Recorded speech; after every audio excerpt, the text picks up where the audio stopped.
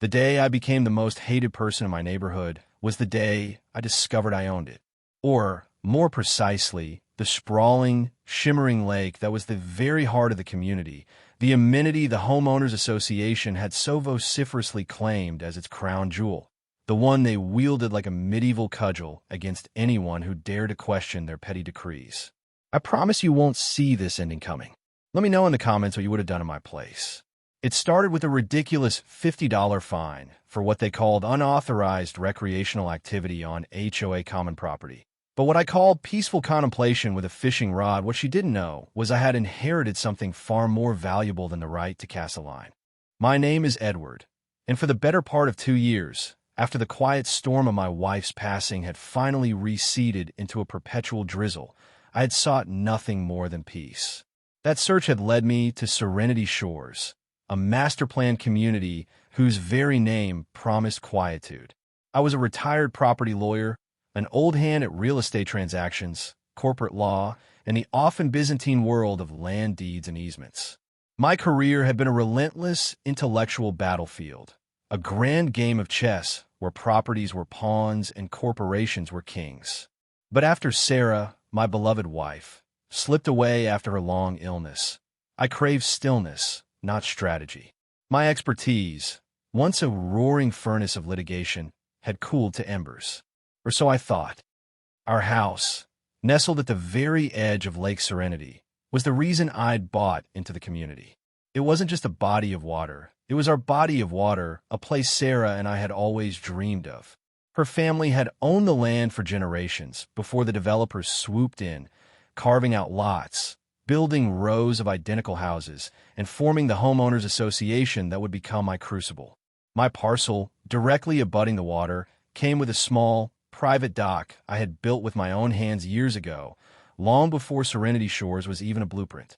It was a place of solace, where the morning mist kissed the glassy surface, and the silence was broken only by the gentle plop of my fishing lure. It was a place steeped in memory, every ripple a whisper of Sarah's laughter, every sunrise a quiet testament to her enduring spirit. This lake, this entire property, was her legacy, a living memorial to the quiet, strong woman I had loved. Its value transcended monetary terms. It was the last bastion of true peace I had left. Then came Brenda Stone. Brenda was the HOA president, and she embodied the archetype of the self-appointed neighborhood czar with a chilling perfection. She was a woman in her late 50s, impeccably coiffed, her blonde hair sculpted into what I internally termed the universal "I want to speak to the manager" haircut. She dressed in crisp athleisure wear, even when merely walking her miniature schnauzer, as if perpetually poised for a tennis match or a particularly intense spin class. Her jaw was perpetually set, her eyes, the color of chilled steel, constantly scanning for infractions. She drove a pristine white Range Rover, parked with an aggressive precision that suggested it was a weaponized extension of her personality. Brenda exuded an aura of manufactured authority, a veneer of wealth and importance she clearly believed was self-evident. She was in essence a walking, talking embodiment of petty bureaucracy and unearned hubris. The confrontation was inevitable. It occurred on a Tuesday morning, a perfect day for fishing. The air was cool, the water still, and the bass were biting. I had just reeled in a respectable largemouth when her sharp, almost predatory voice sliced through the tranquility. "Edward," she'd barked, her tone like nails on a chalkboard.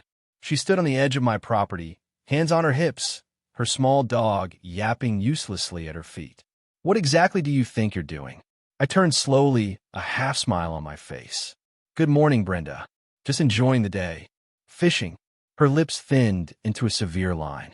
"Fishing on HOA property? Without a permit? Do you know the rules, Edward?" I frowned. "HOA property? Brenda, I'm on my own dock, which is on my own land. And this is my lake." She let out a short, derisive laugh, a sound devoid of humor. "Your lake? Oh, Edward, how quaint. The lake is a common amenity owned by the HOA. You are in violation of multiple bylaws, including, but not limited to, unauthorized recreational use and failure to register your personal watercraft. even if it's just a fishing kayak. And, frankly, your fishing activities disturb the peaceful enjoyment of other residents. I try to maintain my composure. Disturb? I'm hardly throwing a rave out here. It's a quiet morning. It's the principal, Edward, she lectured, stepping closer, her voice dropping to a condescending murmur, as if explaining a complex concept to a particularly dull child. Rules are rules. Ignorance is no excuse. Consider this your formal warning. A $50 fine will be issued to your account. A $50 fine? I repeated, incredulous. My jaw tightened. For fishing on my own lake. It's not your lake, Edward. It belongs to the association, and you will cease and desist immediately or face further escalating penalties. Perhaps we'll need to discuss the removal of that structure, she said, gesturing dismissively at my dock, the dock I had built, the dock where Sarah and I had spent so many blissful afternoons. The casual contempt in her voice, the blatant disregard for my private space, chipped away at the fragile peace I had so carefully cultivated. I simply stared at her, the fishing rod suddenly heavy in my hand. Her words hung in the air, not just an insult, but a declaration of war on my sanctuary. I said nothing, but my eyes, I knew, held a cold fire. She took my silence for acquiescence, a small, triumphant smirk playing on her lips before she turned on her heel, her schnauzer yapping its farewell, and marched back toward her pristine white vehicle, leaving me with a simmering rage I hadn't felt in years. The fine arrived 2 days later, crisp and official-looking, emblazoned with the HOA's stylized logo. It felt less like a notice and more like a personal affront. My first instinct, fueled by the lingering exhaustion of grief, was to simply pay it. What was $50 after all? A trivial sum, an irritating gnawing at the edges of my hard-won tranquility. I could absorb it, let it go, and find another quiet spot, another hobby. Peace was paramount, wasn't it? Avoiding conflict, even at the cost of a minor injustice, seemed like the path of least resistance. I had spent so long trying to mend the ragged edges of my life, trying to find a semblance of normalcy after Sarah. Did I really want to dive back into the combative world I had so recently escaped? The thought of navigating HOA bureaucracy, of engaging with Brenda Stone's particular brand of petty tyranny, was genuinely exhausting. But as I held the fine notice in my hand, my gaze drifted past the offending document, out the window, and across the shimmering surface of Lake Serenity. I saw my dock, solid and weathered, the place where Sarah and I had spent countless evenings, watching the sunset paint the sky in fiery hues, sharing quiet confidences, dreaming small, beautiful dreams. I remembered her gentle strength, her unwavering belief in fairness, her quiet intolerance for bullies. "Never let anyone walk all over you, Eddie," she'd said once, her voice firm, despite her own struggles. "Sometimes you have to stand your ground, not just for yourself, but for what's right." That memory was a spark, igniting a forgotten fire within me. This wasn't just about $50 or even a fishing spot. This was about principle. This was about my peace, my home, and the legacy of the woman I loved. Brenda Stone was not just infringing on my leisure. She was infringing on my memory, on Sarah's memory. She had, with her sneering condescension and her ridiculous fine, dared to declare war on my sanctuary. And in that moment, the sleeping giant that was my legal mind, the one I had purposefully put into hibernation, began to stir. I wouldn't be bullied. Not by her. Not by anyone. The decision was made. I would fight. The fight, however, would not be an emotional outburst. My years in property law had taught me that emotion was a weakness in the courtroom, a liability in negotiations. This would be a strategic campaign, a methodical dismantling of Brenda Stone's flimsy authority. My first move was to gather intelligence. I pulled out old files, legal pads, and my trusty laptop. I started with my own property deed, the most immediate and obvious piece of evidence. It detailed the metes and bounds, the precise measurements of my land. I then cross-referenced it with the county's plat maps, the official drawings that laid out all the parcels within the community. The initial records confirmed what I already knew. My property extended to the very edge of the water. But the question of who owned the water itself remained. Most community lakes, especially in master plan developments, are indeed common property, usually owned by the HOA or a separate corporate entity established for that purpose. I started digging deeper, tracing the chain of title for the entire Serenity Shores development, going back decades, even centuries, using my old contacts at the county recorder's office and accessing specialized databases. This was familiar territory, the kind of detailed, painstaking research that had once filled my days. My mind, rusty but still sharp, began to hum with the quiet satisfaction of a complex problem laid bare. I delved into the HOA's own founding documents, the Declaration of Covenants, Conditions, and Restrictions, known as the CC and RS, and the Articles of Incorporation. These were the Bible and the Constitution of any HOA, the legal framework that defined its powers and limitations. I pored over every clause, every definition of common property, every description of shared amenities. I cross-referenced the property lines, looking for any mention of riparian rights, water rights, or easements related to the lake. The days turned into weeks. My office, once a place of quiet reflection, transformed into a war room. Maps unfurled across my desk, legal texts lay open, highlighted and annotated. I was consumed by the hunt, a methodical predator tracking its prey. I found old surveys, obscure land grants from the early 20th century, even dusty records detailing the original land acquisition by the developers who built Serenity Shores. My initial queries about the lake's ownership had been met with vague answers from the HOA, the kind of non-committal responses designed to discourage further inquiry. That vagueness, I realized, was a tell. It suggested uncertainty, or worse, deliberate obfuscation. Then it happened. The moment of revelation, the eureka that sent a jolt of cold, satisfying clarity through me. It wasn't a modern deed or a recent HOA filing. It was buried deep within an addendum to an antiquated land grant, a document from the late 1800s, long before the land was ever developed. A small, seemingly insignificant clause, an exception carved out of a larger sale.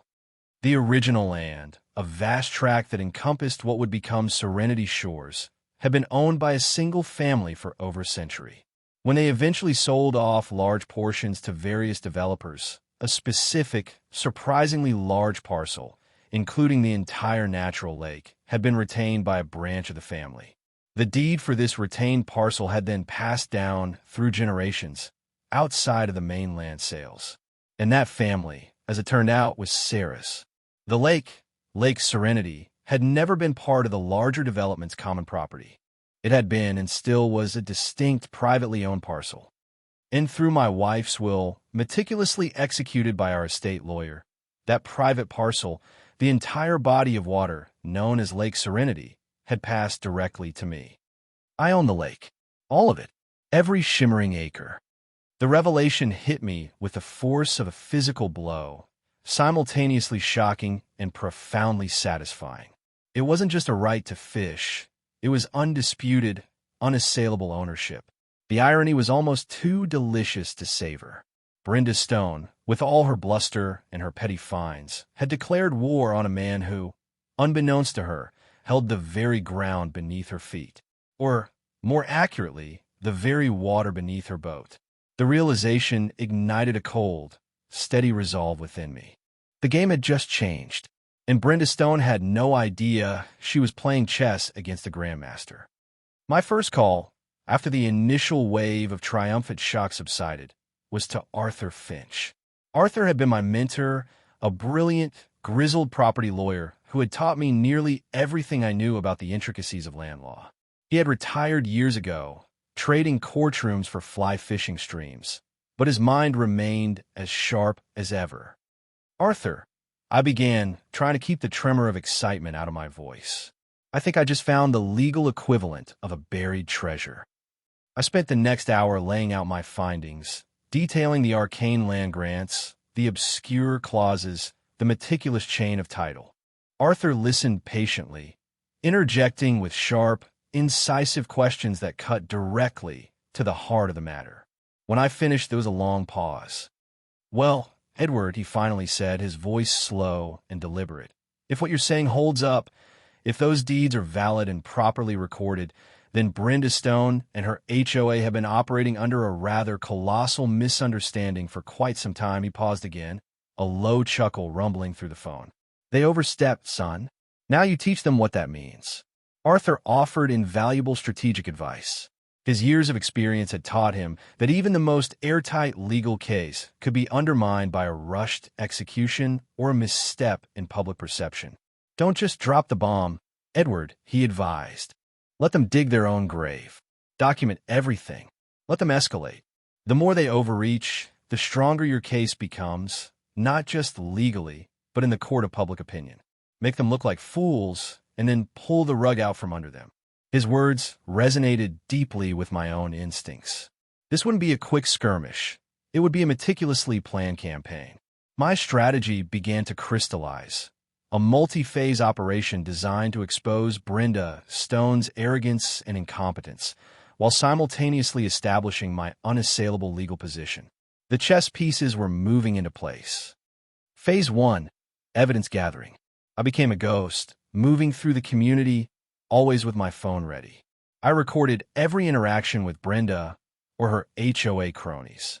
Security cameras, already a part of my home system, were now turned towards common areas, documenting any attempt to interfere with my property or the lake access. I wasn't just collecting evidence for my personal case. I was building a dossier against Brenda Stone and her entire regime.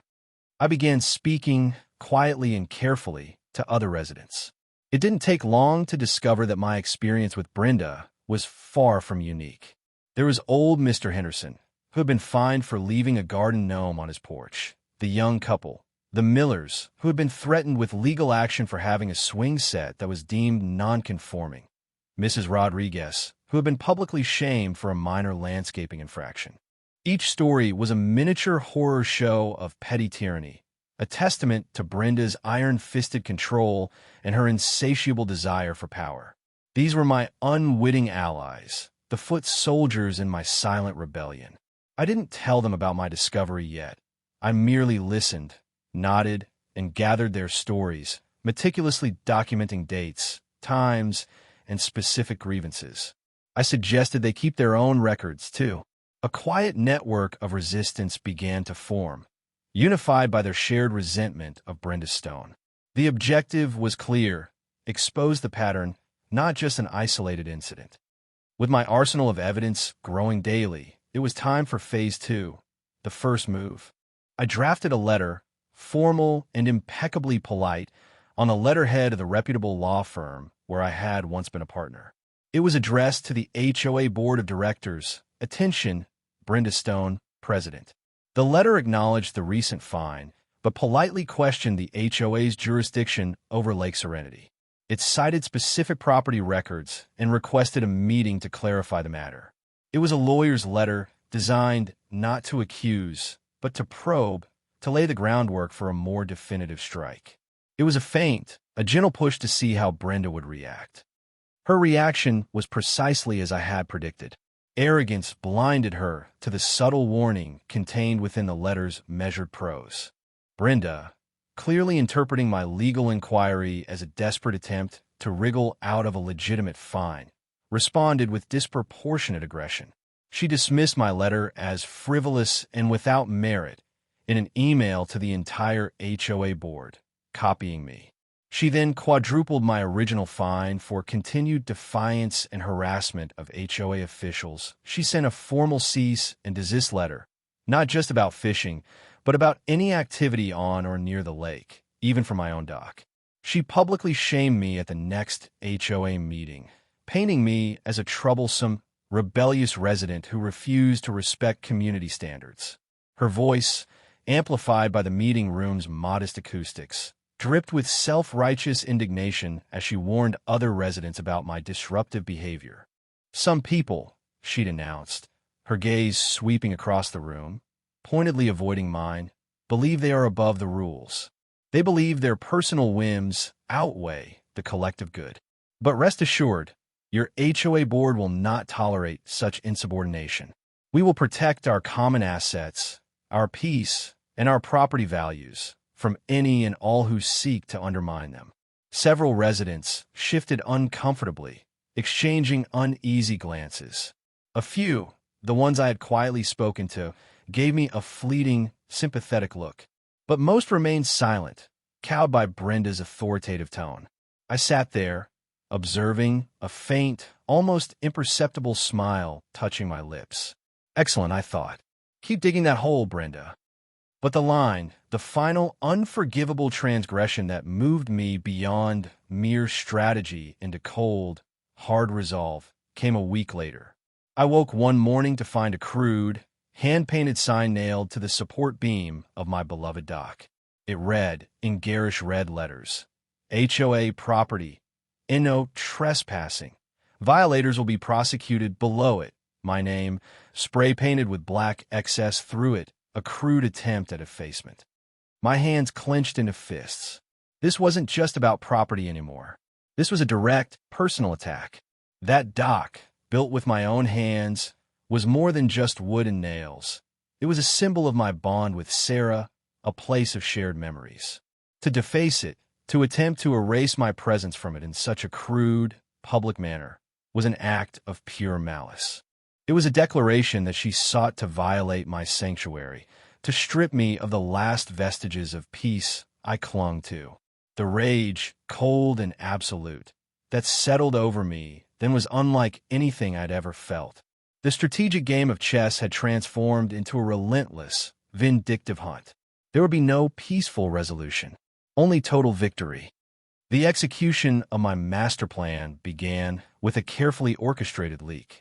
I anonymously sent copies of my unassailable deed and the antiquated land grant to a few of the more outspoken, disgruntled members of the community, the ones I had subtly cultivated as allies.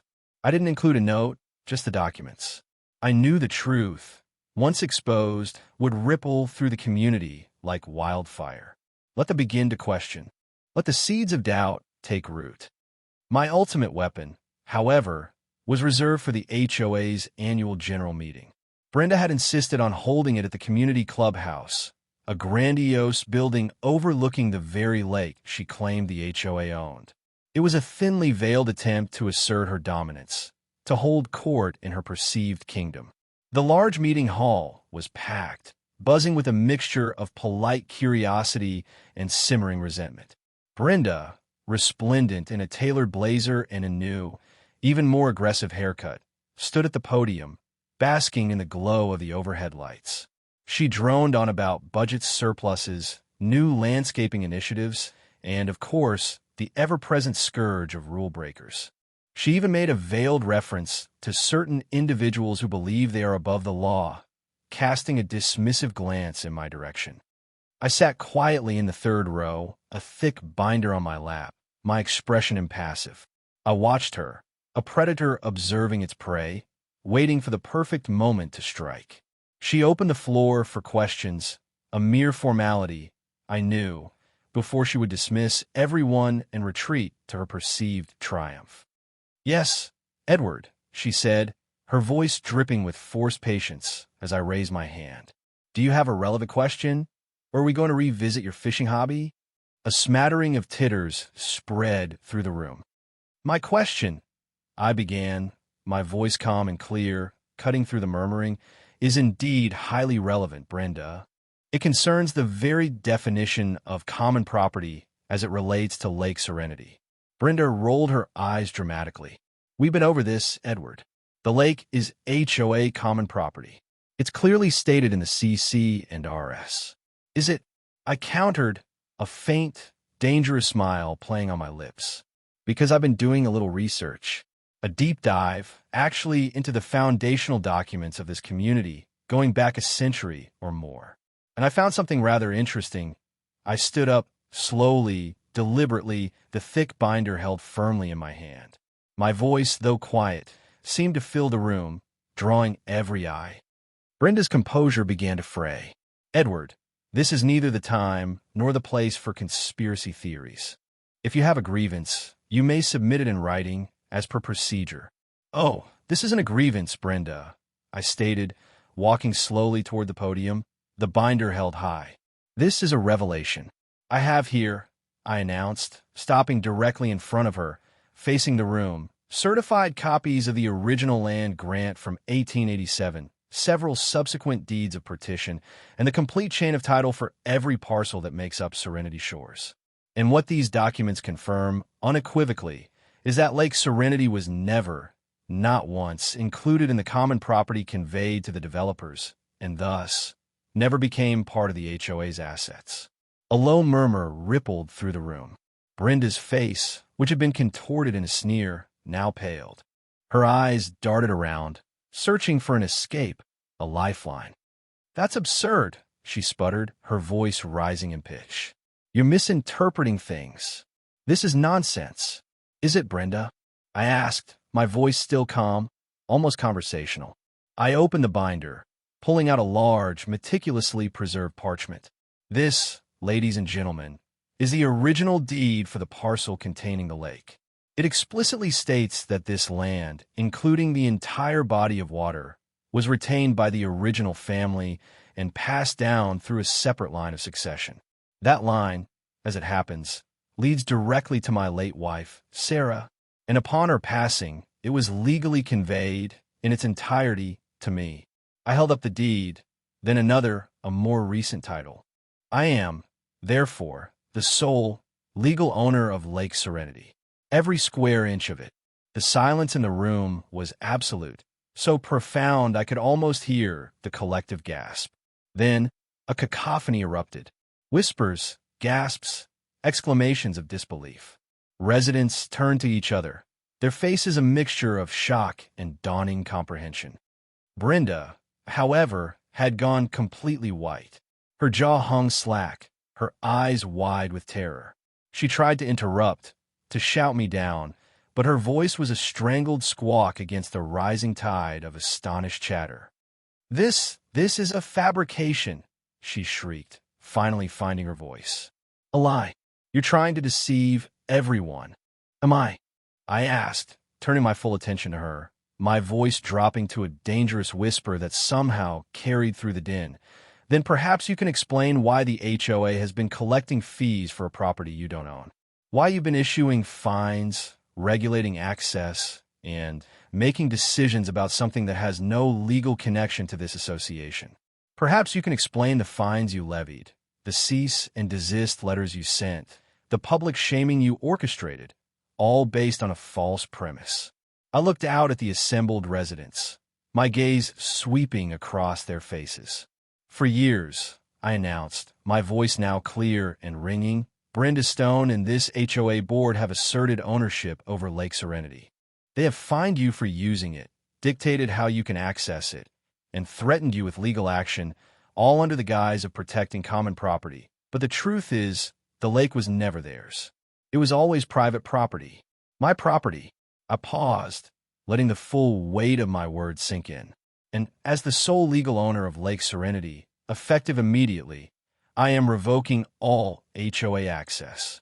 The lake and my dock are now private property for my sole enjoyment." The power shift was instantaneous and devastating. Brenda, stripped of her authority, stood frozen, her face a mask of disbelief. She opened and closed her mouth, no sound emerging. Her carefully constructed empire of petty rules and assumed power crumbled around her. The residents, once silent and cowed, now looked at her with dawning anger, a collective realization that they had been manipulated, controlled, and in some cases illegally fined by a woman who had no real authority over the central amenity of their community. A resident, Mrs. Rodriguez, whom Brenda had recently harassed, stood up. "Is this true, Brenda? Have you been lying to us all this time?" Her voice, usually soft, was laced with fury. Brenda tried to stammer out a denial, but it was useless. The facts, delivered with calm, irrefutable precision, had already sealed her fate. The room was no longer just murmuring. It was roaring with outrage. The crowd, once passive observers, transformed into a unified force of righteous indignation. They clamored for answers, for explanations, their eyes fixed on Brenda, who had shrunk before their very eyes. Her attempts to regain control were futile, pathetic flailing in the face of absolute defeat. Her reign was over. The following days were a whirlwind of vindication. Brenda Stone's downfall was swift and absolute. The news of my ownership of Lake Serenity, backed by the irrefutable evidence I had presented, spread through Serenity Shores like a brush fire. Within hours of the meeting, the community's social media groups exploded with furious discussions. The residents I had quietly rallied now came forward, armed with their own meticulously kept records of Brenda's bullying tactics and spurious fines. They had proof of her demands, her public shaming, her thinly veiled threats. Facing an immediate and overwhelming vote of no confidence, Brenda had no choice but to resign in disgrace from the HOA board. Her meticulously crafted image as a benevolent, if strict, community leader shattered into 1,000 pieces. The anger wasn't just about the lake. It was about years of accumulated resentment over her petty tyrannies, her condescending tone, and her abuse of power.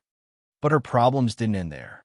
As the legal owner of the lake, I had the undeniable right to demand restitution for the years of false claims and unauthorized commercial activities conducted by the HOA on my property. My lawyers, now fully engaged and eager to sink their teeth into the case, outlined a comprehensive lawsuit.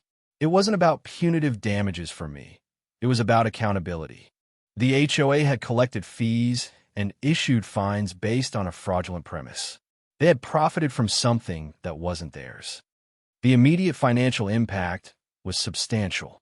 All fees and fines collected by the HOA related to the lake over the past several years would have to be refunded to residents. Moreover, the HOA now faced the prospect of substantial legal fees and potential liabilities for misrepresentation. The board, newly installed and reeling from the fallout, immediately sought to distance itself from Brenda. They threw her under the bus, publicly disavowing her actions and promising full cooperation. Brenda Stone, stripped of her power and facing the very real possibility of personal financial ruin and public humiliation, became a pariah. Her expensive white Range Rover, once a symbol of her authority, now seemed to slink away from every public gaze. The constant whispers, the pointed stares, the palpable resentment from every neighbor she encountered became unbearable. Within a month, her perfectly manicured home was listed for sale. She and her perfectly coiffed hair vanished from Serenity Shores, leaving behind a trail of shattered illusions and a deeply scarred, but ultimately liberated, community. Her hubris had been her undoing. She had truly underestimated the man who valued peace above all else, until that peace was threatened. With Brenda gone and the old board dissolved, the residents of Serenity Shores were finally free to dictate new terms. I, now the undisputed owner of Lake Serenity, had a responsibility to the community. I had waged this war for justice, not for personal gain. My first act was to formally address the community. I announced that while the lake was indeed my private property, I understood its importance as a community asset. I proposed a solution. Instead of outright blocking access, I offered to establish a new, fair system. I dictated terms that balanced my private ownership with public access. We would create a new, separate nonprofit conservation trust managed by a committee of residents, including myself, dedicated to the preservation and responsible enjoyment of the lake. Residents would be able to apply for free, renewable permits for fishing, kayaking, and limited recreational use under strict conservation guidelines. The trust would be responsible for maintaining the lake's ecology, water quality, and shoreline, with funding coming from voluntary contributions, not mandatory HOA fees. This way, the lake remained protected and the community regained responsible access, without any of the old, arbitrary rules. It was a win-win, a true testament to shared responsibility and community spirit. A new, ethical HOA board was elected, comprised of the very residents Brenda had once bullied and dismissed. They were transparent, collaborative, and genuinely committed to the well-being of the community. They reformed the bylaws, removing the arbitrary rules and excessive fines that had plagued residents for years. Serenity Shores transformed from a community gripped by fear and resentment into one characterized by cooperation and mutual respect. The lake, once a flashpoint of conflict, became a symbol of unity and a shared future. The final scenes of my life at Serenity Shores are, thankfully, bathed in the quiet calm I had always sought. I spend my mornings on my dock, the same dock Brenda had so carelessly defaced, my fishing rod a familiar extension of my arm. The morning mist still kisses the glassy surface of Lake Serenity, but now the peace is profound, unburdened by the weight of unjust authority. Other residents, permit in hand, occasionally paddle by in their kayaks, offering a friendly wave or a quiet nod of respect. There's a newfound camaraderie, a shared understanding that we stood up to a bully, and we won. One sunny afternoon, I installed a small, elegant brass plaque on a weathered cedar post at the edge of my dock. It read, Lake Serenity, dedicated to the enduring spirit of Sarah Eleanor Vance. May all who find peace here remember that true strength lies in quiet resolve and unwavering justice. It was a simple gesture, but for me, it honored the woman who had, in her quiet way, taught me the most profound lessons about standing my ground. This tranquil oasis, this place of profound healing and memory, was truly hers, and now, by extension, truly mine. The moral of the story, if there is one, is simple. Bullies ultimately defeat themselves. They thrive on the silence of their victims, on unchallenged assumptions, and on the illusion of power. But true power comes from knowledge, from meticulous preparation, and from the unwavering conviction to stand up for what's right, even when the odds seem insurmountable. I came to Serenity Shores seeking peace, and I found it, but only after fighting for it. And in that fight, I discovered not only the true ownership of a lake, but the true strength that lay dormant within myself. It was a victory not just for me, but for the entire community, a testament to the idea that sometimes the quietest among us hold the most potent weapons, especially when provoked.